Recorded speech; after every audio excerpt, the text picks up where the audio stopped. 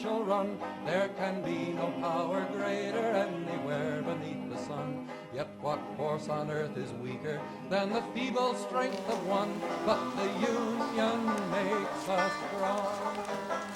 What are you doing here? Oh, it's just you. No one ever comes out here. This is banjo country. I ain't never met a man who could play the banjo and be cool at the same time. Except for me, of course. This is Little Willie's Guide to Taming Your Banjo.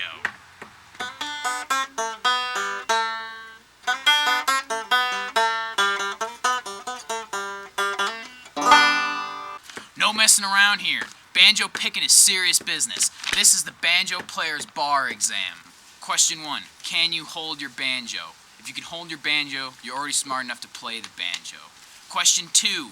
You best be good with your hands. It's just like milking Bessie back home or texting and driving. You just gotta use both your hands at once. Once you got your baby in your hands, you carefully cradle it against your chest. Actually, just get in position. One hand plucks the strings, while the other hand presses them on the fretboard. If you combine both these motions at once, you play notes.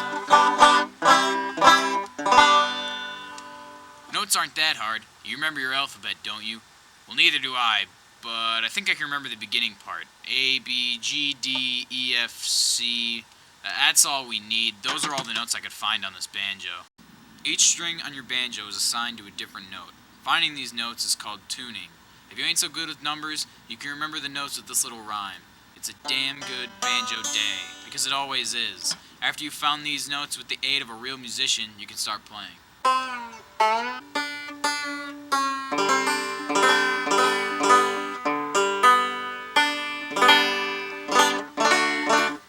Once your banjo has been house-trained, we will begin by working with the left hand. The banjo is tuned in the key of G, which means if I don't press any fingers down, a G chord comes out. Each fret raises the tone of a note a half step from the last. D, D sharp, E, E sharp, and so on. This rule applies to both individual notes and full chords. Pressing frets should either be done with the tips of your fingers to push down individual frets like in a C chord, or with your entire finger laid across the strings like in an A chord. Sometimes playing chords like these feels like playing your banjo with training wheels because it makes playing so much easier. But these chords are better than training wheels because you never actually have to stop using them. This is called a bottleneck slide. With those chords and this slide, you can sound way better than you actually are without having to practice. Let me show you.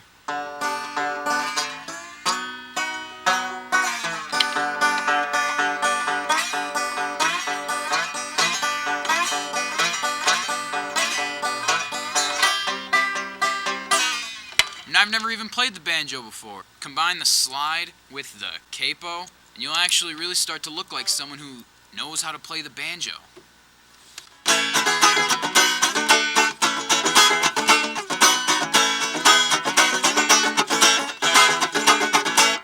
Now I know the general sound and shape of the banjo makes you want to smash it, crush it, punch it, maybe even punch me, but the little known fact is you're actually supposed to play the banjo.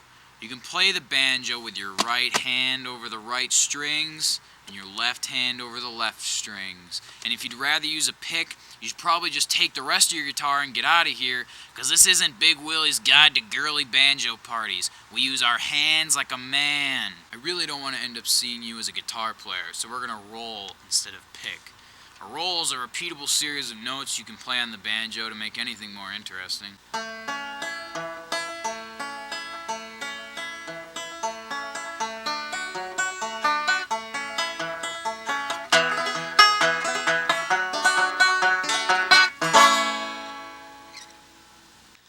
Like I said, this pattern is called a roll. A roll is played with your thumb, index, and middle fingers, all plucking different strings as you hold down a chord with your left hand.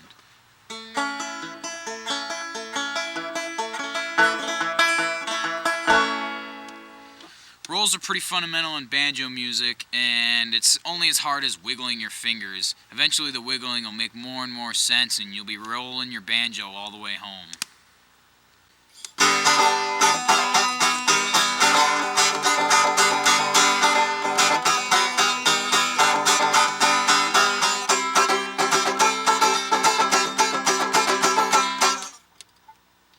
so it's not that hard to play the banjo.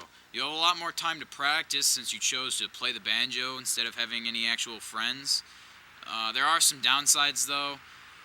You'll probably start to lose all your teeth and you're pretty much walking alligator bait. They love the taste of banjos. But if you practice real hard and never stop praying, you might one day be good enough to learn the bass.